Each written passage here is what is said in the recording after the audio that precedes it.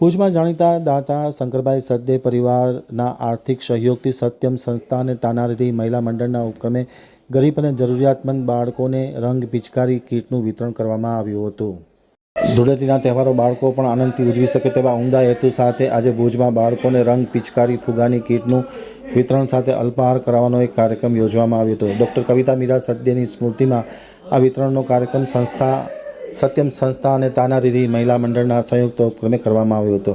દાતા તરીકે પૂર્વ નગરપતિને જાણીતા દાતા ધારાસાથી શંકરભાઈ સદ્દે પરિવાર દ્વારા આર્થિક સહયોગ આપ્યો હતો અને જરૂરિયાતમંદ વિસ્તારમાં આ વિતરણ કરવામાં આવ્યું હતું. ખાસ કરીને આ વિતરણના કાર્યક્રમમાં સત્યમ સંસ્થાના દર્શક અંતાણી, નરેન્દ્રભાઈ સ્વાદિયા, મહિલા અગ્રણી રામુબેન પટેલ, માલસીબેન ગઢવી, કિશનભાઈ રાજગોર, નરેન્દ્ર સ્વાદિયા સહિતના લોકો ઉપસ્થિત હતા અને બાળકો કીટ લઈ અને આનંદથી ઉજવણી કરતા માલુમ પડ્યા હતા.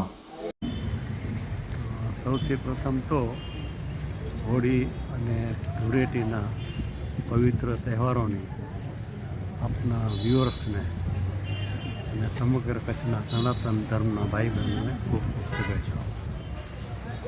આપણે સૌ જાણીએ છીએ તેમ હોળી અને ધૂળેટી એ જોડિયા તહેવારો આનંદ, ઉત્સાહ અને ઉત્સવના તહેવારો છે.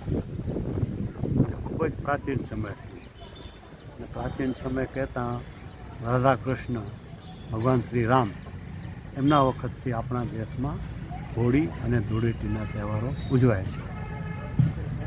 હોળીનો ટૂંક સાર એટલે હિરણ્યકશિપુનો અહંકાર, રાક્ષસી વૃત્તિ, પ્રહલાદની વિષ્ણુ તરફની ભક્તિ, પ્રહલાદને દહન કરવા માટે હોલિકાના ખોળામાં બેસાડવું અને આખરે હોલિકાનું દહન, એ તહેવાર એટલે હોળી. અને હોળીને દિવસે અસત્ય પર સત્યનો વિજય થાય, આસુરી તત્વો પર દૈવી તત્વોનો વિજય થાય, એની ખુશાલીમાં બીજે દિવસે રંગોનો તહેવાર એટલે ધૂળેટી. તો સમાજના છેવાડાના બાળકો પણ હોળી અને ધૂળેટીના તહેવારો આનંદથી માણી શકે તે માટે સત્યમ અને તાનારીરી સંસ્થાના માધ્યમથી ડૉક્ટર કવિતા મીરા સદ્દેની સ્મૃતિમાં અને ભાઈ શ્રી દર્શકભાઈ અંતાણીની રાહભરી હેઠળ આ કાર્યક્રમનું આયોજન કરવામાં આવ્યું. અને આપણે જોયું કે બાળકોએ ખૂબ જ આનંદથી રંગ અને પિચકારી સ્વીકાર્યા અને દાબેલી અને ટ્રોફીને ન્યાય આપ્યો. આભાર.